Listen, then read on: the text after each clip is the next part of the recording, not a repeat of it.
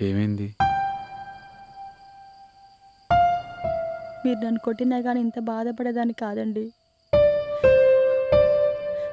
కానీ ఇష్టం లేకుండా ఇది చేయడం తట్టుకోలేకపోతున్నా. చాలా కష్టంగా ఉంది.